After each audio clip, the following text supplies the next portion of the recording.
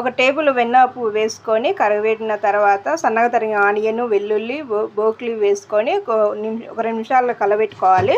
ఆ తర్వాత అందులో కొంచెం వాటర్ వేసుకొని ఒక గ్లాసు పెప్పర్ వేసుకొని సాల్ట్ వేసుకొని ఉడకబెట్టుకోవాలన్నమాట. ఇప్పుడు దీనిని మెత్తగా గ్రైండ్ చేసుకోవాలి.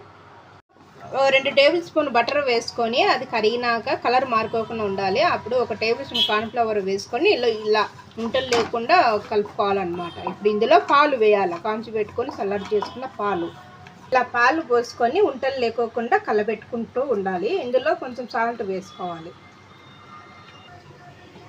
ఇలా మెత్తగా గ్రైండ్ చేసుకోవాలి. దీన్ని ఇందులో వేసుకోవాలి.